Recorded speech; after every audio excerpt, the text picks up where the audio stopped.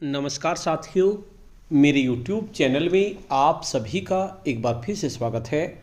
साथियों, बेसिक शिक्षा विभाग से संबंधित एक महत्वपूर्ण वीडियो मैं आप सभी लोगों के लिए लेके आया हूं।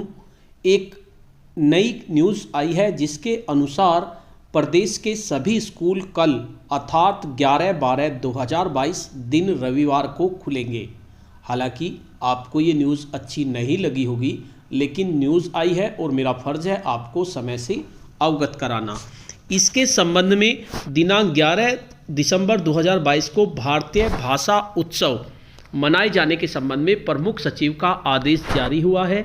आज की इस वीडियो में हम जानेंगे कि आखिर आदेश में क्या कहा गया है।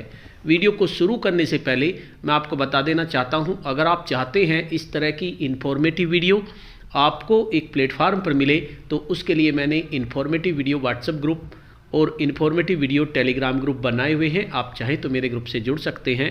ग्रुप का लिंक आपको वीडियो के डिस्क्रिप्शन बॉक्स में मिल जाएगा, जिस पे क्लिक करके आप मेरे ग्रुप से जुड़ सकते हैं। तो चलिए देखते हैं।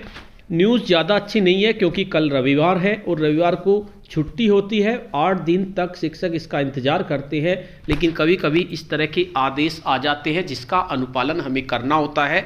इसी तरह का ये आदेश है। इसको प्रेषित किया है डॉक्टर देवेश चतुर्वेदी, मुख्य सचिव कार्यवाहक, उत्तर प्रदेश शासन।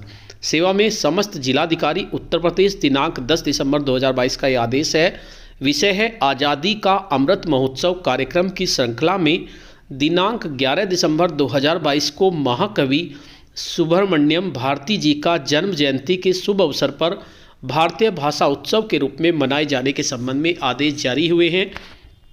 महोदय, स्वतंत्रता की 75वीं वर्षगांठ के अवसर पर आज़ादी का अमृत महोत्सव देश भर में गरिमामय रूप से मनाया जा रहा है, जिसमें विभिन्न कार्यक्रमों, क्रियाकलापों, नवाचार आदि संपन्न किए जा रहे हैं। आज़ादी का अमृत महोत्सव के अंतर्गत साहित्य के माध्यम से आम लोगों को जागरूक करने के उद्देश्य से पुस्तकों के प्रकाशन हेतु जनपदों द्वारा जनपद के अल्पप्राज्ञ स्वतंत्रता संग्राम सेनानियों से संबंधित पांडुलिपियां उपलब्ध कराई गई हैं। आज़ादी का अमृत महोत्सव के अंतर्गत दिनांक 4 फरवरी 2021 से 4 फरवरी 2022 तक चौरी चौरा शताब्दी महोत्सव कार्यक्रम जनपदों में आयोजित किया गया, जिसके अंतर्गत निबंध प्रतियोगिता, वाद विवाद प्रतियोगिता, खेलकूद प्रतियोगिता आदि का आयोजन किया गया। आज़ादी का अमृत महोत्सव के अंतर्गत दिनांक 11 से 17 अगस्त 2022 के मध्य हर घर तिरंगा कार्यक्रम आयोजित किया गया। कार्यक्रम का प्रमुख उद्देश्य प्रत्येक नागरिक के मन में राष्ट्र प्रेम की भावना को जागृत करते हुए स्वतंत्रता के प्रतीकों के प्रति सम्मान का भाव उजागर करना है। इस कार्यक्रम को भारतवर्ष के सभी नागरिकों द्वारा संपूर्ण भारतवर्ष में पूर्ण हर्षोल्लास के साथ मनाते हुए कार्यक्रम को सफल बनाया गया। आज़ादी का अमृत महोत्सव के अंतर्गत भारत के प्रधानमंत्री द्वारा उत्तर प्रदेश के वाराणसी में काशी तमिल संगम का उद्घाटन किया गया। काशी तमिल संगमम भारत के उत्तर और दक्षिण के बीच ऐतिहासिक और सभ्यतागत संबंधों के कई पहलुओं, दो ज्ञात और सांस्कृतिक परंपराएं उत्तर दक्षिण को करीब लाना है, हमारी साझा विरासत की समझ पैदा करना और क्षेत्रों के बीच लोगों के बंधनों को गहरा करना है। आज़ादी के अमृत महोत्सव कार्यक्रम की श्रृंखला में दिनांक 11 दिसंबर 2022, यहाँ मैं रविवार भी बताना चाहूँगा क्योंकि कल 11 दिसंबर 2022 को रविवार है और रविवार को छुट्टी होती है, लेकिन आदेश आया है को महाकवि सुब्रमण्यम भारती जी का जन्म जयंती के शुभ अवसर पर भारतीय भाषा उत्सव के रूप में मनाए जाने का निर्णय लिया गया है। सुब्रमण्यम भारती एक तमिल कवि थे। उनको महाकवि भारतीयार के नाम से भी जाना जाता है।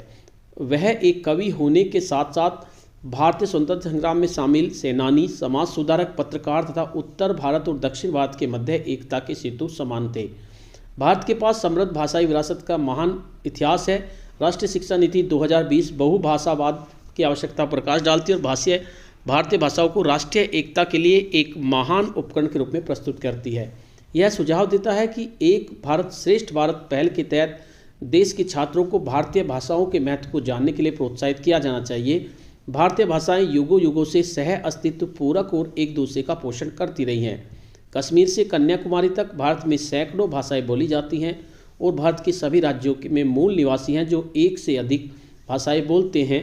इतनी सारी भाषाओं के साथ हम प्रेम और शांति से एक साथ रहते हैं। अपनी अंतर्निहित समानताओं और समानताओं के साथ विविधता में एकता की इस अवधारणा के बहुत महत्वपूर्ण तत्व हैं और हमें एक साथ बांधने का काम करते हैं। हमारे कई स्वतंत्रता सेनानी और दिग्गज नेता बहुभाषिक थे और उन्हें किसी अन्य भारतीय भाषा में बातचीत करने का आकर्षण था। भावी पीढ़ी के बीच समरसता को मजबूत करने और मौजूदा भारतीय भाषाओं के संरक्षण के लिए लोगों को एक साथ लाने और अधिक से अधिक भारतीय भाषाओं को सीखने के लिए अनुकूल वातावरण को बढ़ावा देने की आवश्यकता है।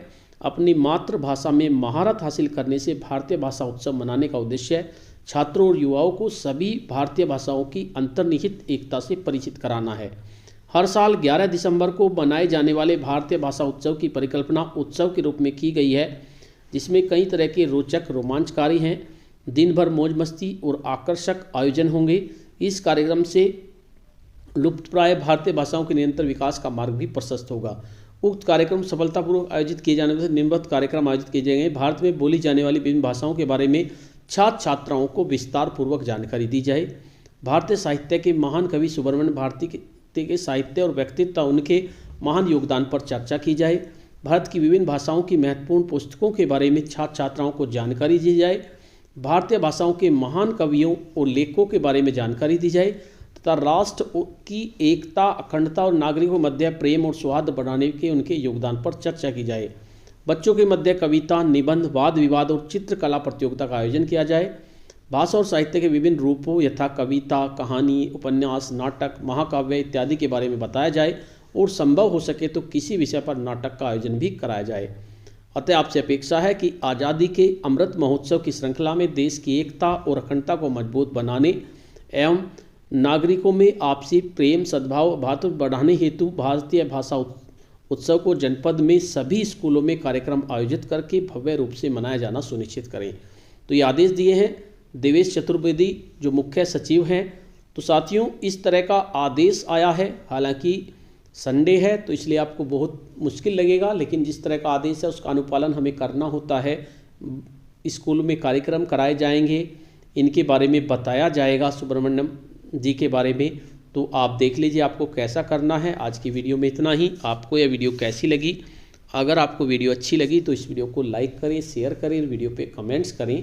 और अगर आप मेरे चैनल पे नए हैं, पहली बार मेरे चैनल को देख रहे हैं, तो चैनल को सब्सक्राइब कर लें और बेल के आइकन को प्रेस कर दें, जिससे कि आपको नेक्स्ट वीडियो का नोटिफिकेशन मिल सके। धन्यवाद।